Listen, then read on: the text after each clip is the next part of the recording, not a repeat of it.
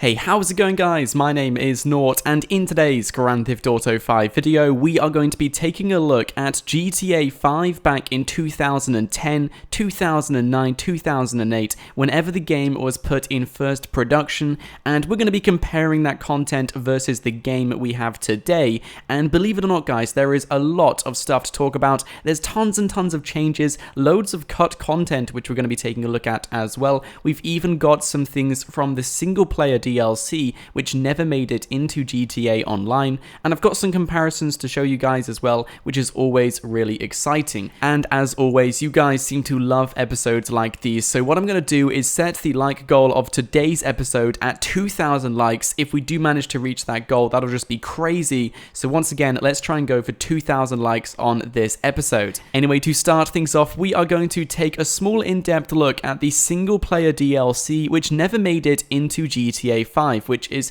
extremely unfortunate. I know many of you guys in the community were really looking forward to this single player DLC Rockstar Games did promise us, but it appears Rockstar have just scrapped this entire idea. Anyway, after taking a look online, I've come across loads and loads of things which were meant to be introduced alongside this DLC, stuff which was prepared back when the game was first being developed. So let's take a look at this information. So let's take a look at a huge list of cut character properties from single player. And as many of you guys may know, if you have played single player long enough, you can spend your money on properties and you can invest into businesses and essentially make money from that property. It's a really interesting system, really enjoyable, but there's not many properties you can invest into. Well, Rockstar Games actually held loads of properties away in the game files, and it looks like these were meant to be introduced in a single player DLC, and I'm going to just slideshow all of them as we go across each property. I will of course read them off. So we did have one from the airport, we had one which is a character property at Bayview, there's another one at Cafe Rojo, which is the one you can see here. This one looks really nice. I would have loved to be able to purchase this one in single player. And next one is Cockatoos. I'm pretty sure the majority of you guys understand exactly where this is located. It's right in the middle of Los Santos. I believe it's near the Los Santos Customs as well. There's also this one, which is the Bar Eclipse. So this looks like maybe a bar or a cafe. It says the Eclipse Lounge, so I'm guessing it's just where you get some drinks or cocktails. There's also this property as well. I'm not entirely sure what this one would have been used for. It's all done in code names in the files, so you can't exactly see the entire name of these properties. But you guys can pretty much make out the information from details we can see on the property. For example, this one would be a club, or at least a bar or a cocktail bar. It looks like a strip club to me though. And there's also other things as well. For example, the cinema, the 10-cent cinema. There's so many properties which were meant to be introduced into GTA 5. Now, this wasn't all of them. There's still loads and loads of other properties as well. Unfortunately, the majority of them did not have larger images to show you guys. But as you can see, these are all the properties you could have originally purchased in single player, but it looks like Rockstar Games held loads of them back because they did have a single player DLC planned at the time. And you can see this in Newswire posts back in 2013 when Rockstar Games told us to expect a single player DLC over the next year or so. So it looks like Rockstar had this information held back and they were going to introduce it in this DLC, but of course once they realized exactly how much money online was going to make, this would of course hold back the single player DLC because Rockstar Games do not want to change their game plan. In fact, they actually moved every single staff member at Rockstar Games to GTA Online because it was making that much money. So single player was completely forgotten about. It looks like these properties would have inevitably been forgotten about as well.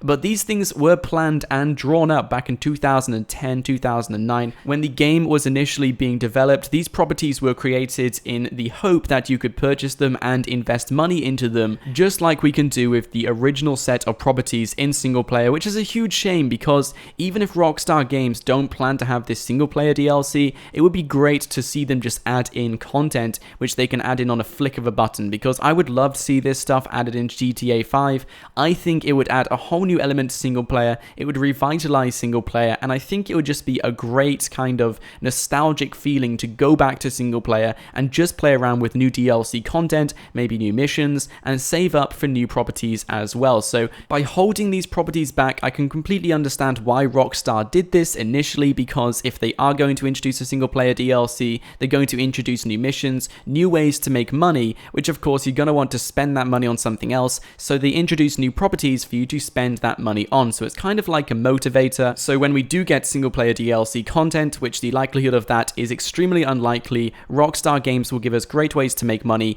and also great ways to spend the newly made money as well. So I can totally understand why they were held back, but because we're not going to get this single player DLC anymore, it would still be nice to see Rockstar introduce this stuff into single player, because I know there's still a community out there who do still enjoy playing GTA 5 on single player. So let me know your thoughts in the comment section below. And next up, we are going to take a look at a location which was featured in one of the initial Grand Theft Auto 5 trailers. In fact, in this trailer, you could see Michael and Franklin trashing this house, and these images were kindly submitted on GTA forums. I will leave a link to the thread in the description below, in which he showcases Michael just going around these modded interiors, which were originally intended for trailer use. Now, unfortunately, we will never know if Rockstar Games planned for this interior or this house to be introduced into single player or online, but this was included in the trailer, but it wasn't included when the game came out. So some people are speculating that this interior was only intended for trailer use and Rockstar had no plans to introduce this. Other people are also speculating that this interior was intended for GTA 5 single player or GTA Online. Unfortunately, we will never know, but in my opinion, if Rockstar were to include something in a trailer, then of course they're going to expect to use that stuff in GTA 5. So it looks like they ran into some sort of issue here, which prevented them from introducing this stuff into GTA 5. However, another theory is also speculating that because all of these models are very basic, Rockstar may have only intended this to be introduced in a trailer. So let me know your thoughts in the comments section below. Do you think this was initially just a prop for a trailer, or do you think this interior or this house was initially meant for GTA 5? Let me know your thoughts in the comments section below. Okay, so this next one is for all of you car fans out there, especially if you're a fan of the cars in GTA 5, if you love a collection of cars, if you love just looking at your cars in your garage. Well, if you're a fan of the Chameleon, it is an absolutely beast of a vehicle, very cheap, very nice price, and it just looks so sexy. I love this vehicle, and I know loads of you guys do. However, there are audio files in the game files which suggest this vehicle was once a hybrid vehicle, meaning that it was meant to be completely programmed differently in GTA 5. It was meant to be electrical, unlike the one we see today, which is just a fuel-run vehicle. It was actually meant to be electrical, which is super interesting. I didn't notice that. I didn't even know it as well, and it was only recently discovered in the game files. So during the production of GTA 5, the Chameleon was initially a hybrid vehicle, and I'm not too sure why Rockstar changed it, because there was really no need to. So whatever happened up there, maybe they didn't like it or something. The Chameleon was initially meant to be a hybrid vehicle. So the next comment comes in from someone known as Hey Slick That Me on GTA forum, and he actually found out that Player Zero, pretty much the first ever person Rockstar Games focused on, the first ever build back in the most early days of GTA 5, was Michael. Not Franklin, not Trevor, but Michael was the most significant and important character to Rockstar Games at the time, which just shows exactly which character Rockstar focused on the most, and the first ever animations, the first ever movements, the first styles, the first everything, like it was all focused on Michael. So it's really interesting to see exactly which character Rockstar Games focused on the most, and Michael DeSanta had the most work, and he was the first person they based the game off. So maybe he was the most relatable person to GTA 5, and he was of course the main part of the first ever trailer Rockstar Games worked with, so maybe Michael DeSanta was their best selling point.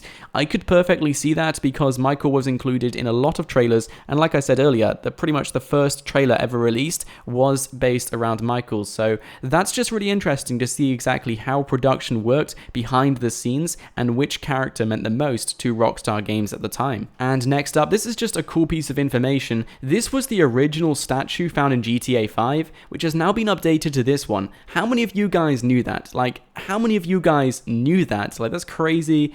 I didn't know it, to be honest. It's not really something I take a look at, but if any of you guys are on Xbox 360 and PlayStation 3, you might have the old statue at Venice Beach. If you're on next generation consoles or PC, you might have the new one, but it looks like at some point down the line, Rockstar Games decided, no, we're going to change that statue, we're going to give them a completely different one. So this actually happened right in front of our eyes, and no one noticed this, which is crazy. So go and check it right now and let me know which statue you have at Venice Beach in GTA 5, and let me know in the comments section below. Okay, so this last thing I decided to include at the end, because it's not exactly something from 2010 or 2009 or 2008. This is actually something in the game right now, and it's the rarest item in my opinion, and this is the capture number plate. Of course, if you guys use mods or if you decide to edit your number plate, you can have the captured text, but if you want to have capture on the exact background, on the exact number plate, this is actually extremely rare. And the reason why it's rare is because the capture weekend, which was the DLC weekend, which you could obtain this number plate on, was a long time ago. I believe when this DLC was out, about 50% of the players were playing than the players who are playing now, and the only people who could obtain this capture number plate were Snapmatic contest winners. So only a handful of people have this number plate, maybe 1, 2, or 3. I'm not too sure exactly how many people Rockstar Games choose when winning competitions, but I know it's not a lot of people. So a few people have this number plate in GTA Online. If you come across it, and if you come across someone using it, just know that that is an extremely rare number plate, because no one else has that. A few people have it, 1 or 2 people have it, less than 10 people have it, I'm certain about that. And it's just crazy to see that back in the days when GTA 5 came out, Rockstar did these things where you could win number plates. And now looking back at this, there's only a few people with these number plates, so it's pretty crazy to see exactly what is rare and what's not. This is definitely the rarest thing in GTA Online, however, though, in my opinion. So if you come across someone using this number plate, let me know in the comments section below. Anyway, guys, unfortunately, that is all I got time for today. If you did enjoy this video, please don't leave without smashing that like button, and of course, subscribe to my channel if you guys are new here, so you won't miss out on any more Grand Theft Auto 5 content every single day. Anyway, guys, I hope you did enjoy this video. Let me know your questions and queries down in the comments, and I'll see you guys next time.